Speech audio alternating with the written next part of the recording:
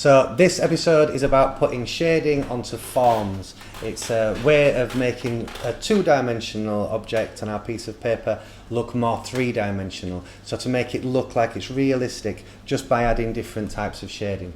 We're going to be keeping this episode really simple and straightforward and easy to achieve, so everyone will be able to do this one, and we'll do something a little bit more complicated in another episode. Whatever the thing is that we're trying to draw, we can build that drawing up by using a whole series of different shapes. And if we make those shapes 3D and then shade them in properly, we can make whatever it is that we're drawing look more lifelike, more three-dimensional, and ultimately more successful. And also when you add shading onto it, that emphasises its three-dimensional quality. Did you hear my phone go off there? I can't get 2 minutes to record these programmes. Not 2 minutes alone.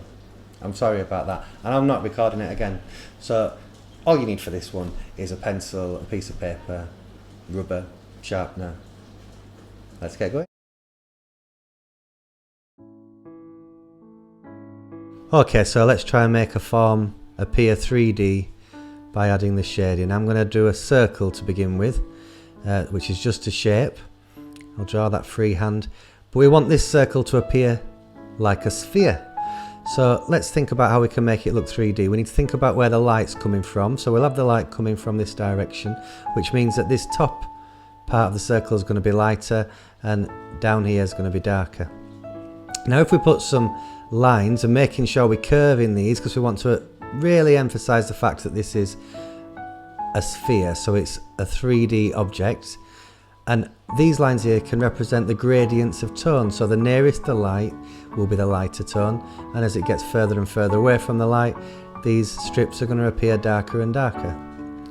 And I think I mentioned before, you can use lots of different pencils to get these tones right. I'm going to use a 2B, and I'm going to very quickly put in the darker tones, but I'm going to be careful to go lighter and lighter as I get nearer the light source. Let's blend that in. Use your blending stick if you've got one. I'm just going to use my finger, and then let's just emphasize that circle a little bit, and we're going to increase the darkness on the bottom, and as it comes closer to the light, it's going to get lighter and lighter, like that. Now we're going to put a shadow in that'll emphasize the fact that the direction of the light will be emphasized. If I put this in, I'm going to line that up either side of the sphere and make it bend out like this. And this needs to be dark because this is not in light at all. This is a shadow that's being cast. And that's a very quick way of making something appear 3D. You've got to be careful to make sure that your shading is in the right direction. So we're going to make sure that it's curving in the same way as the sphere. And for the clever people out there that will know that there should be some reflected light at the bottom of the sphere, and also there should be some half-tones in the middle, I'm wanting to just point out that these programs are meant to be extremely simple for anyone to do, and I'm following the general trend in British education of trying to make everybody get better and better at less and less.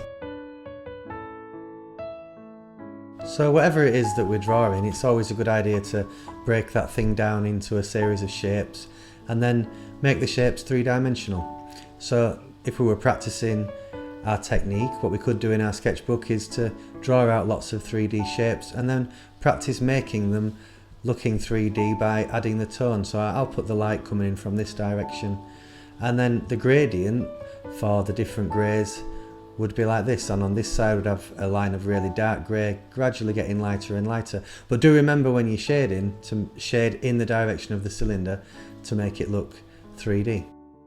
And we can do the exact same thing with a cube. So if we just draw a square, make that into a 3D square, which is a cube.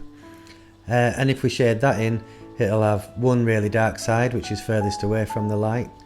We'll have a side that's closest to the light, which is very, very pale, and one in the middle.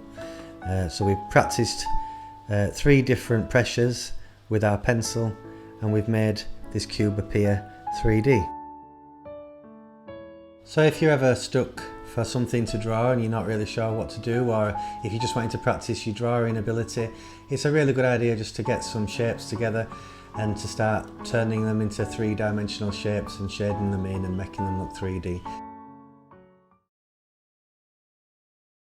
So let's use everything that we've learnt so far and try and draw something that's actually real. Let's start off with a shape. I'm going to draw an apple, I think. So in fact, I'll just get my apple.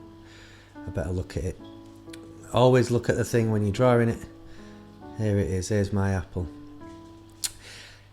So we're going to start off by just getting that sphere shape that we talked about before. So we're going to go round and round to draw this circle. Use this part of your hand, lay it flat on the piece of paper and just go round and round and round and try and find that circle shape.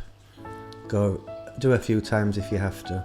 We'll roughly put in where the core goes, and then if you remember when we talked about the direction of the light, we're going to put that in and we're going to think about the shape of the apple. So we're not drawing straight lines, we're going to do curved lines like this, and we're going to go round and round the apple, and that provides us with a guide for where all our different tones should be, darkest at the bottom, gradually getting lighter and lighter. Now if we wanted to get very technical, which I don't, because I don't think I can really be bothered, but if we did want to get technical, we could break each one of these sections down like this.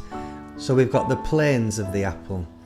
I think this may be getting a little bit complicated and I think we should maybe leave this for another video, but we could break this down into all the different planes, and so that each section then could very gradually change tone, getting lighter towards the light and darker towards the shadow. But I'm not going to do that. Let's just shade this in just using the lines that I drew in originally. So we're going to blend this in using a HB for the lighter ones and a 6B or a 2B, whatever you've got, for the darker ones. If you've only got one type of pencil, then you can press on hard for the dark tones and press on lighter for the other ones. Keep your pencil nice and sharp.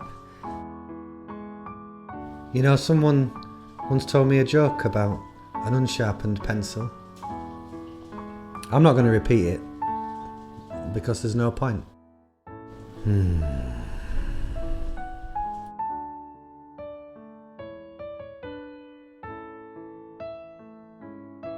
So I hope that's given you some tips for improving your drawing and giving you some ideas to add into your sketchbook.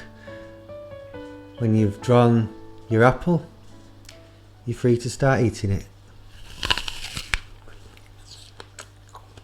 Obviously, if you're not drawing something edible, then don't eat it.